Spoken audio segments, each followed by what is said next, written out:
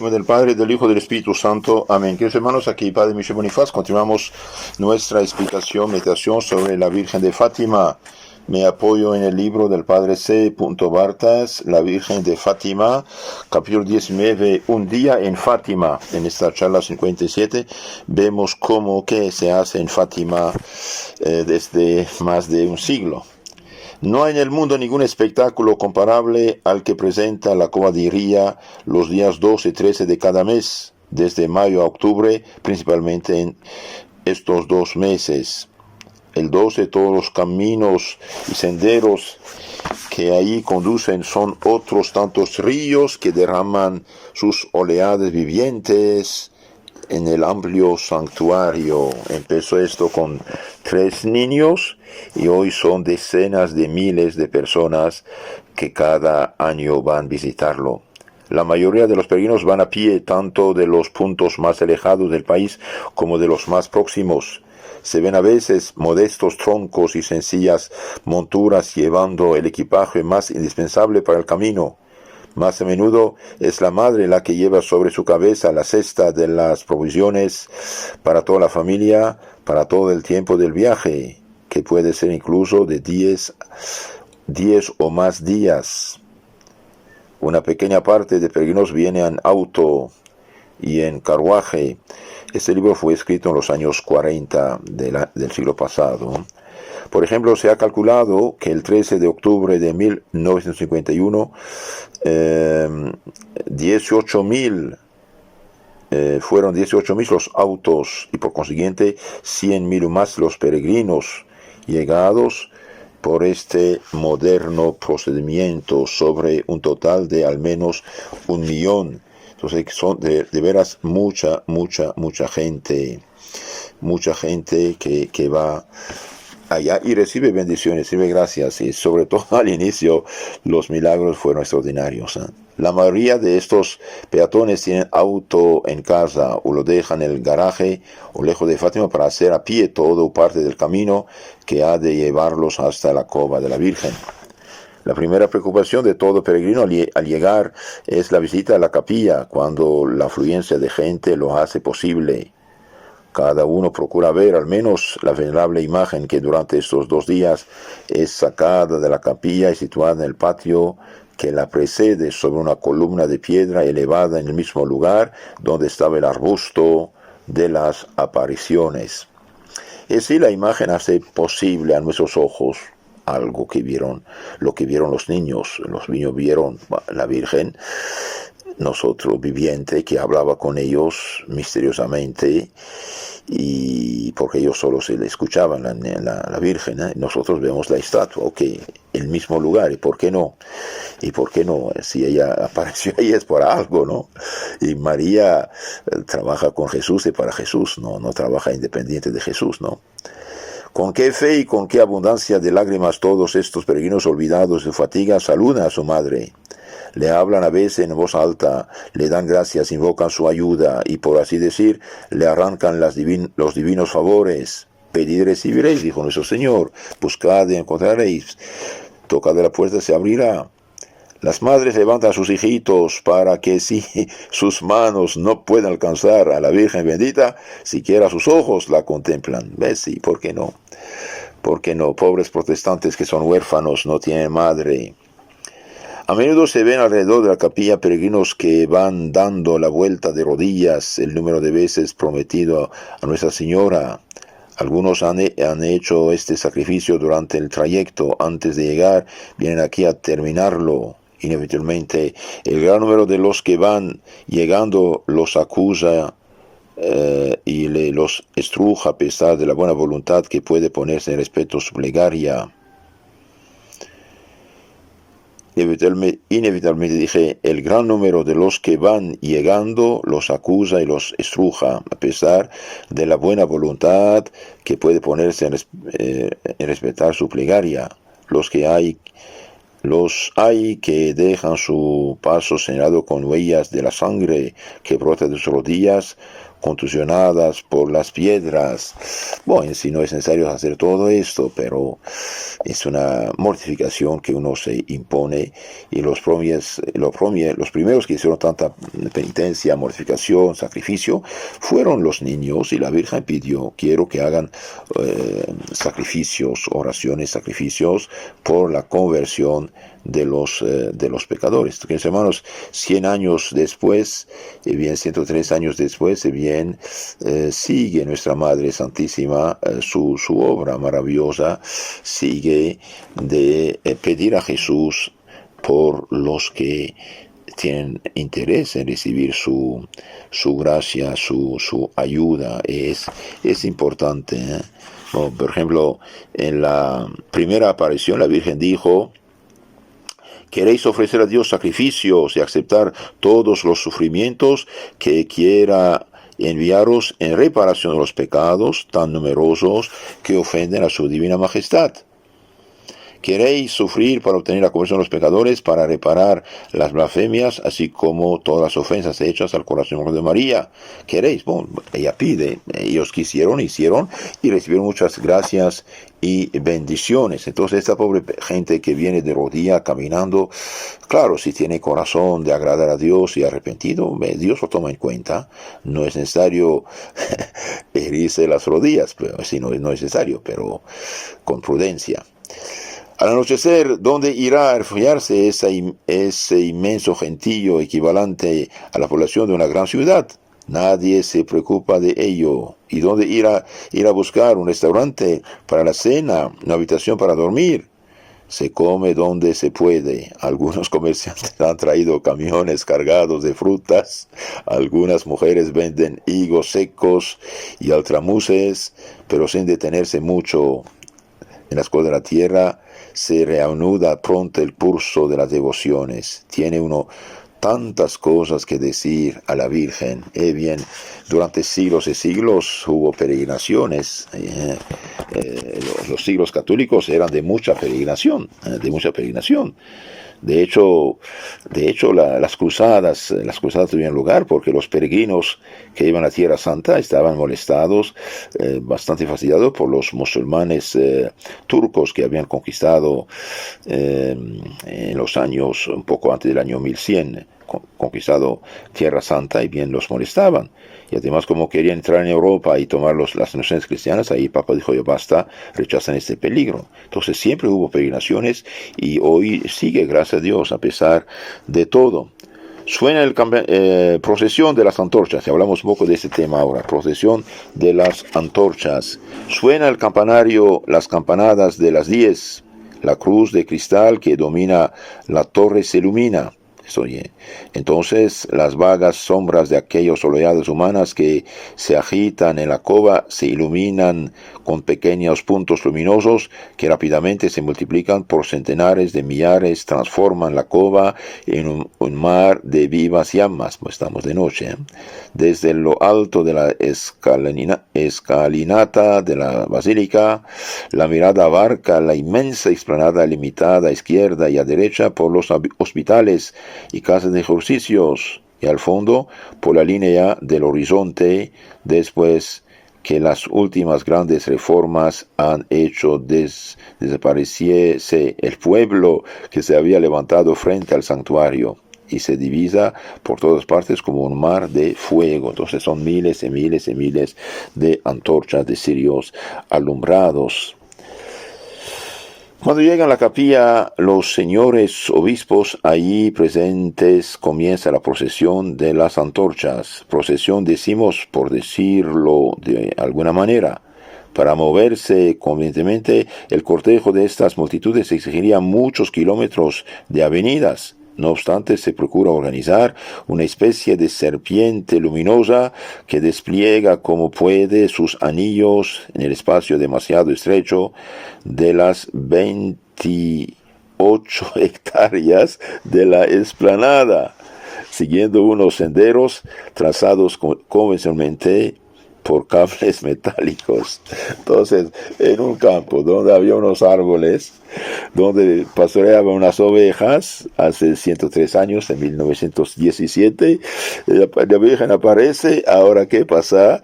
Bien, tuvieron que tener 28 hectáreas de la explanada, siguiendo unos senderos, etcétera. Entonces, así es, Dios empieza y sigue su obra, ¿no?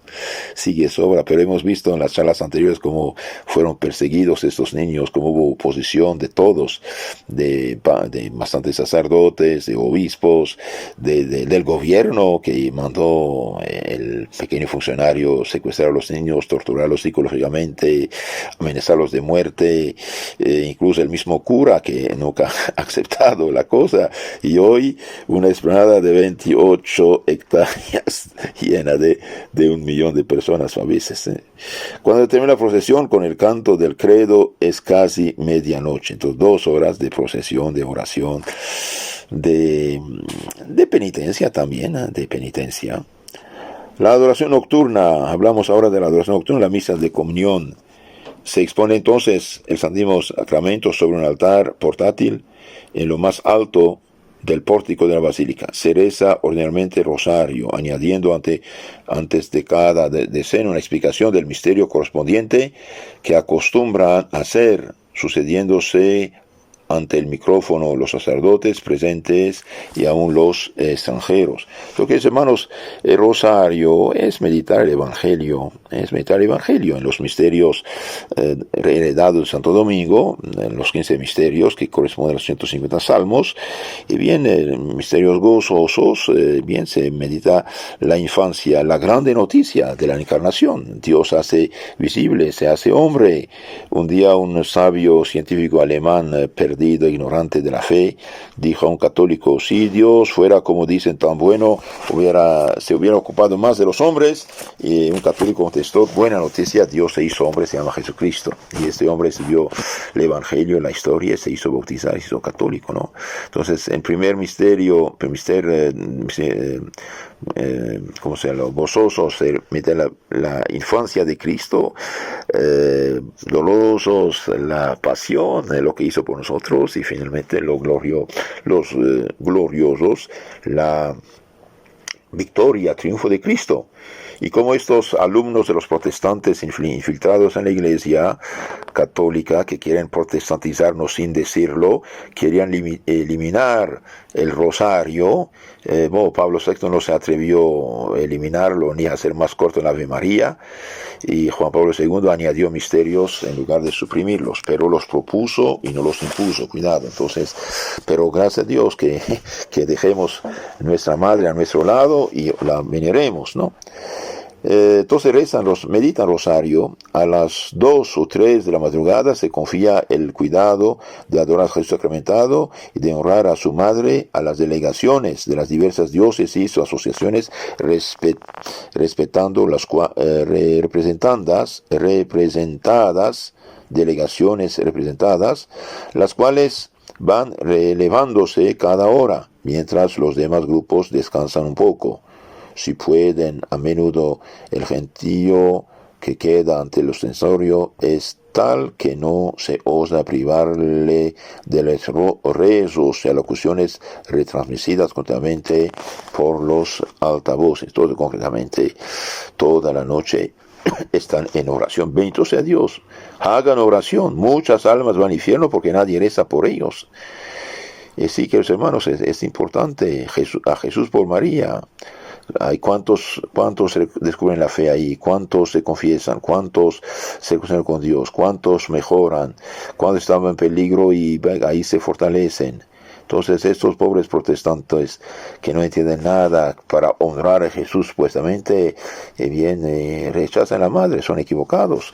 Aquí se cumple la profecía: me llamarán bienaventurada todas las generaciones. Es profecía que se cumple. María no aleja de Jesús, al contrario.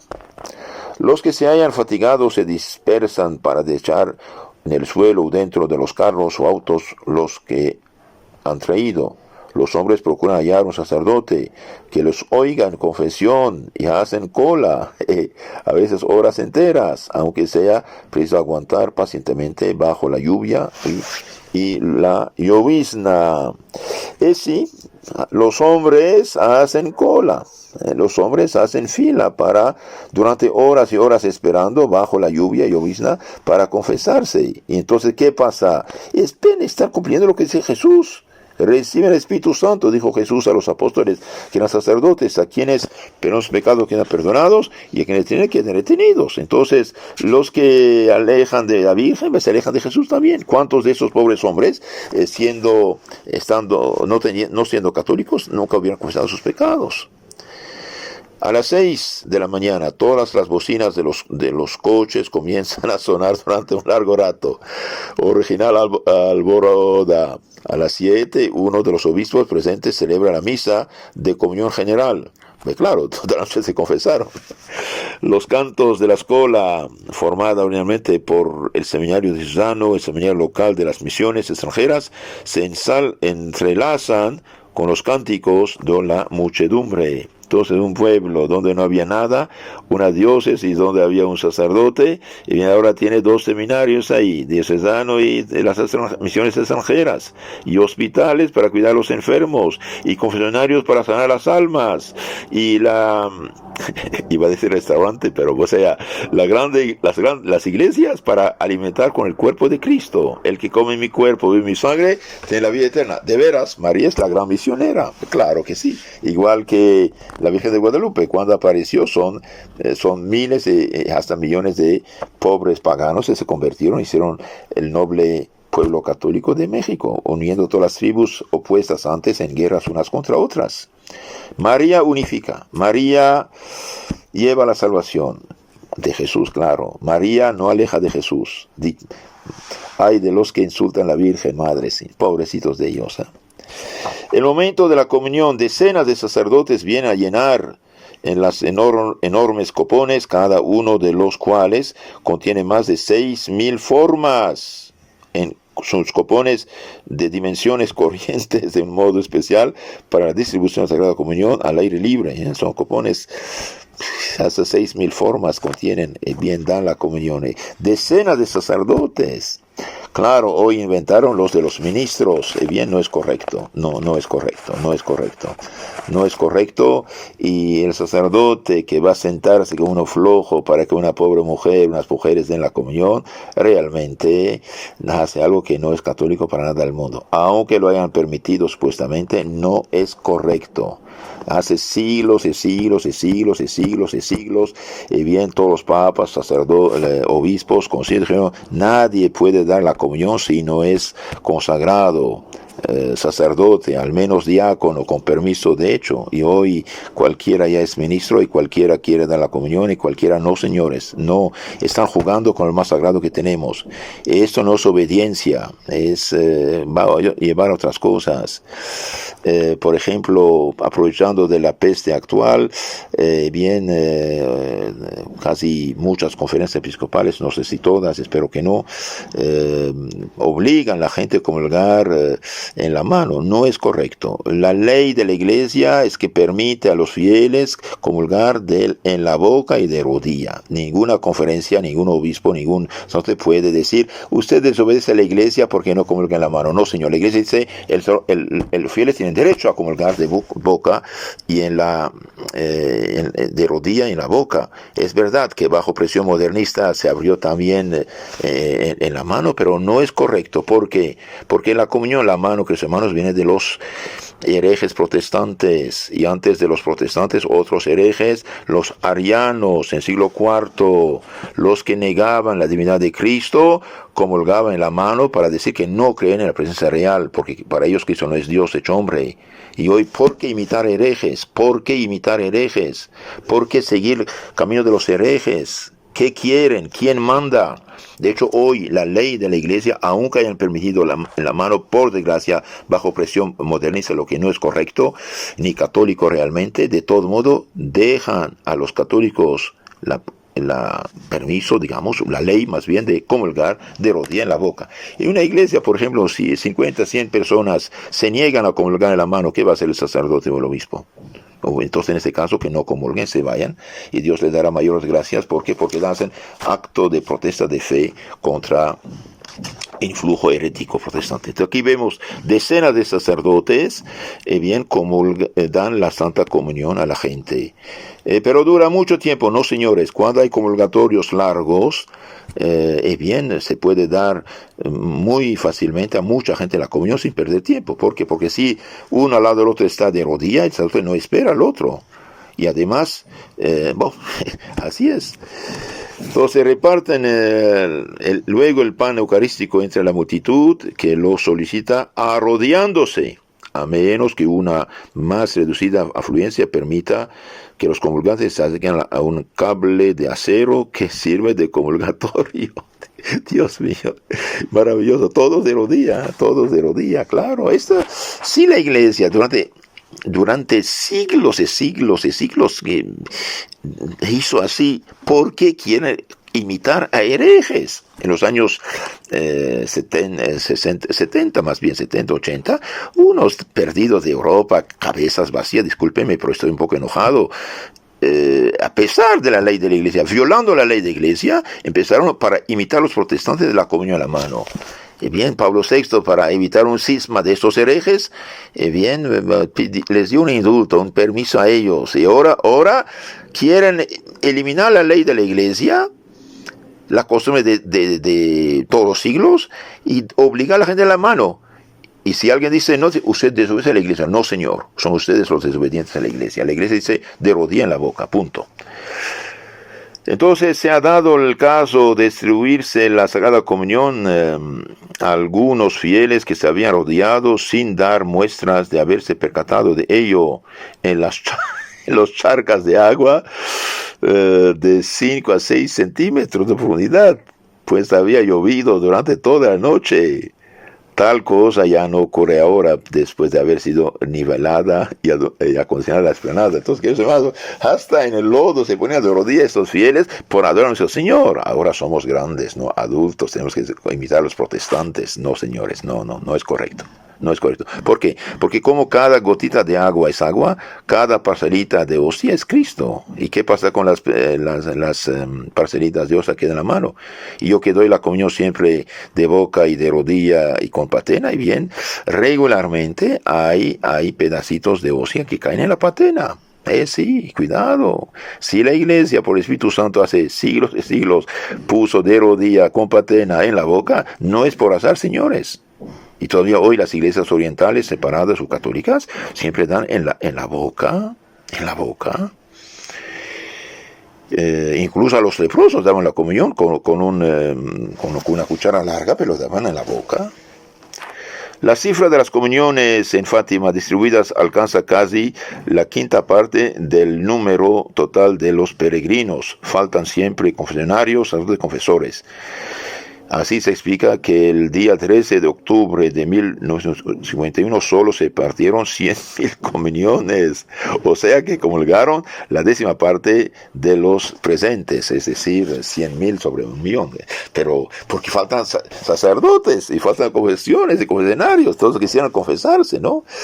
Porque, hermanos, sepan lo que prohíbe la comunión es el pecado mortal. Una persona que está en gracia de Dios, aunque tenga uno que otro pequeño pecado venial, puede comulgar. Solo el pecado mortal prohíbe la comunión. Claro, el ayuno eucarístico, la recta intención, pero una persona, por ejemplo, no sé, que le salió una mentiría, que dijo una palabra, que sea un poquito, fue un poco floja, se arrepiente, esto no lo separa de Dios, gracias a Dios. Como una persona un poco enfermita, no está muerta, puede comer.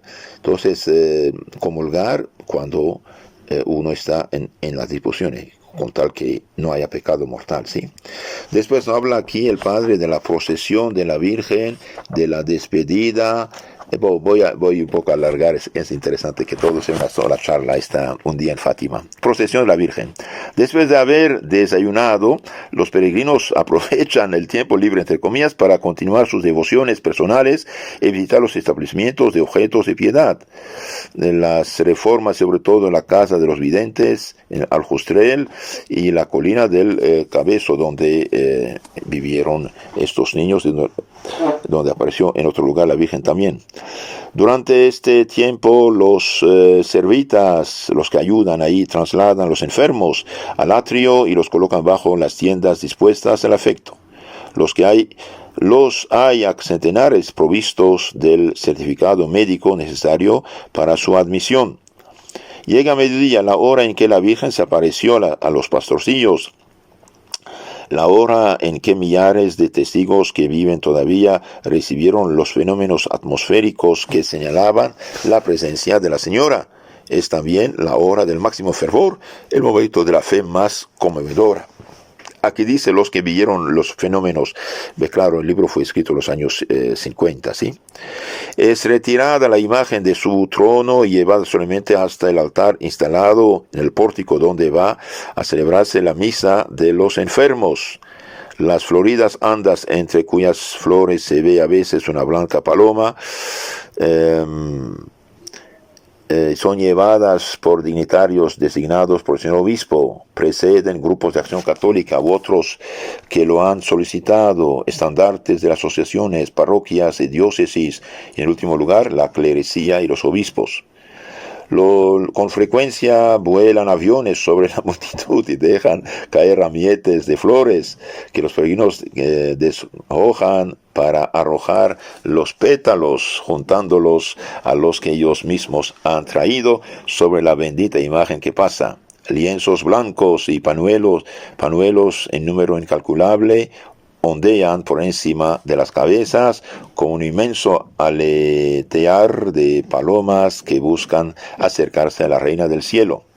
Al pie de las gradas de la basílica pasa la Virgen a través de las filas de los enfermos. Luego es dejada en su trono cerca del altar, al lado del Evangelio. Si la misa no es cantada, un sacerdote hace que cante o rece la multitud. Generalmente, un obispo predica la homilía. Monseñor José Alves Correa da Silva tiene siempre una frase que añadir, el obispo diocesano, la cual es recogida ávidamente por el inmenso auditorio. Terminada la misa, es llevado el Santísimo ante los enfermos y se da la bendición a cada uno de ellos. Oh, qué fervor en sus miradas y en sus súplicas, dictadas por los altavoces. La multitud reanuda las invocaciones muy parecidas a las de Lourdes. La bendición general del Santísimo Sacramento pone fin a esa tierna ceremonia que es considerada como la más importante de toda peregrinación. Hay todavía ordinariamente una locución de despedida y nadie se da cuenta del cansancio de estar de pie en un acto que se ha prolongado 3 o 4 horas y muchos no habían rezado ni siquiera la noche, no habían dormido, ¿no? Y finalmente llegamos a la despedida. Es preciso partir para andar una gran etapa antes de que anochezca, pero hay que saludar todavía a la Virgen que vuelve triunfalmente a la capilla. La procesión de regreso avanza lentamente, la albura de los pañuelos se agita alrededor del grupo de los que la llevan. Un misterioso escalofrío sacude la multitud, sobrecogida de un íntimo y soberano sentimiento. Y llora todo el mundo, las mujeres, los hombres, los sacerdotes, los obispos.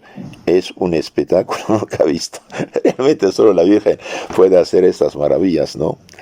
Con frecuencia se esparce entre la multitud el rumor de que María ha concedido alguna gracia de curación excepcional. El entusiasmo, entonces, el delirio alientan aquellos cánticos de despedida y el más vivo agradecimiento se manifiesta en conmovedoras escenas entre aquella enfervorizada multitud que se desparrama en corrientes movedizas por los diversos caminos que han de devolverlos a sus respectivos hogares. En poco tiempo, aun cuando haya habido más de 500.000 de peregrinos, la caballería vuelve al silencio y a la paz de su soledad.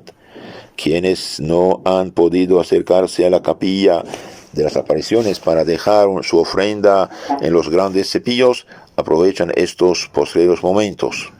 Y hasta el 12 del mes siguiente habrá en esta capilla y sus ceremonias escasa animación, lo mismo que en el crucero de la basílica, donde descansan los cuerpos de la pequeña Jacinta y de su hermano Francisco. Entre los devotos peregrinos suelen hallarse su padre y su madre, todavía vivían cuando el libro fue escrito.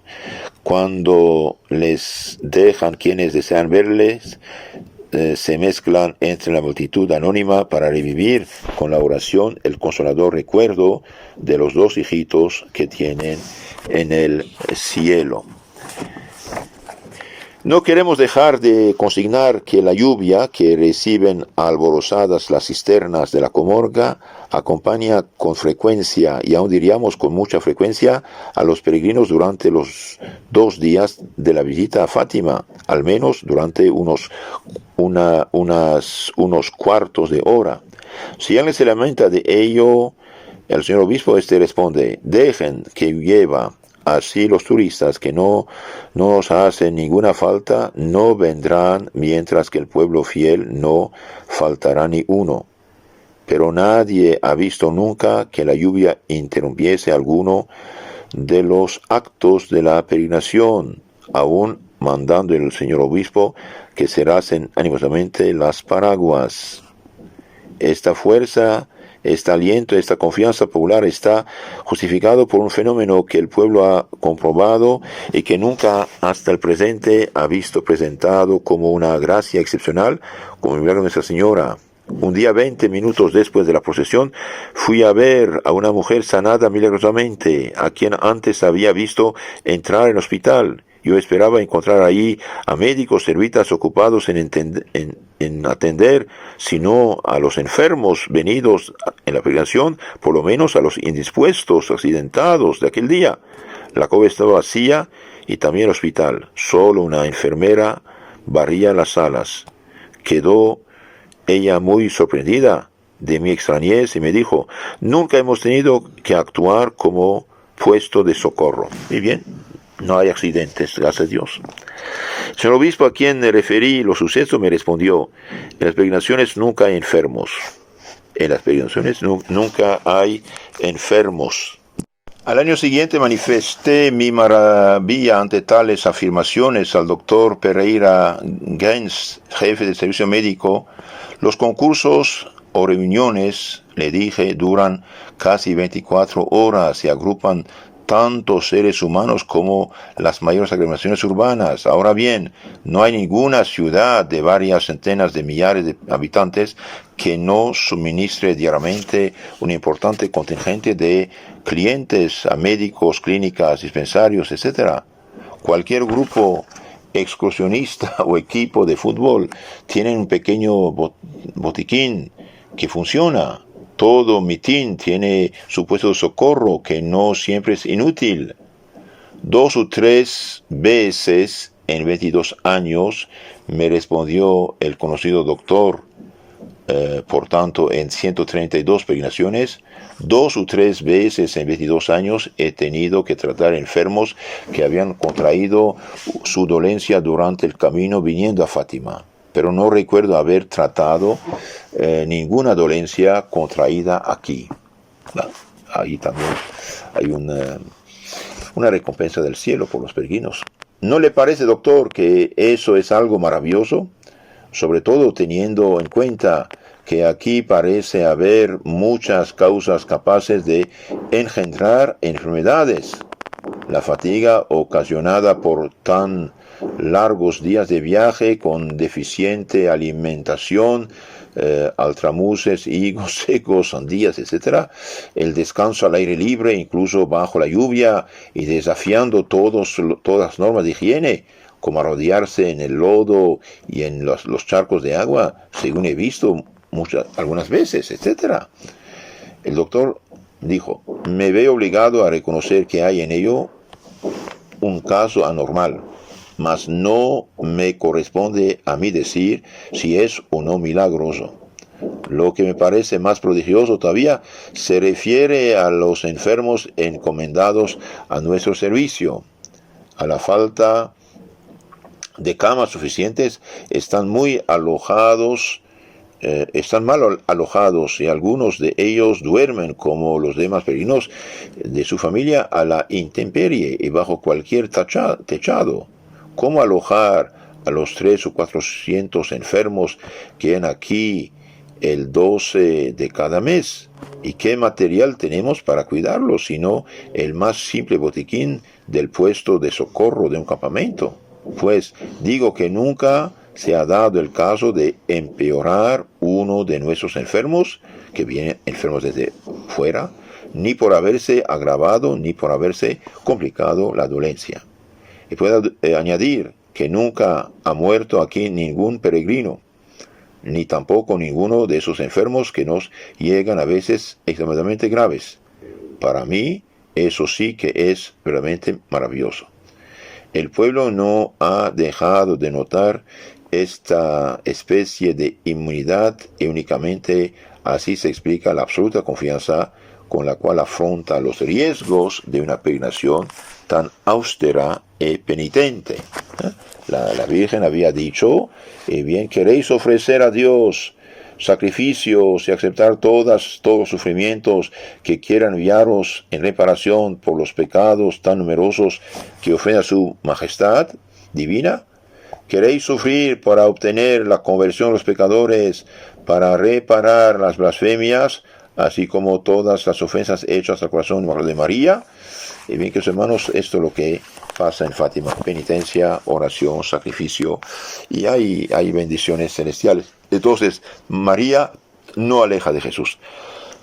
Hacen toda la noche cola o fila a los hombres para confesarse, reconocerse con Dios, conocer sus pecados. ¿Y qué dijo Cristo? El que me ama guarda mis mandamientos. Cuando se confiesa, ¿qué hace? Y bien, se arrepiente de no haber guardado los mandamientos, pide perdón al Señor y reconoce a Dios para seguir cumpliendo lo que dicen los mandamientos. Me llamarán bienaventurada todas las generaciones.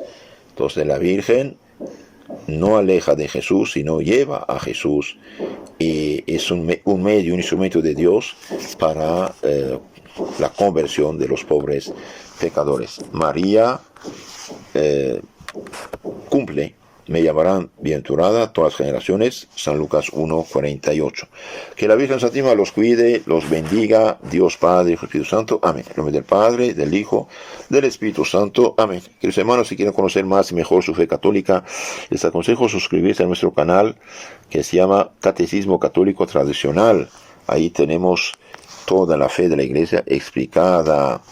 Y también tenemos otro canal, FSPX Costa Rica. Ahí tenemos bastante temas diferentes. Que Dios los cuide.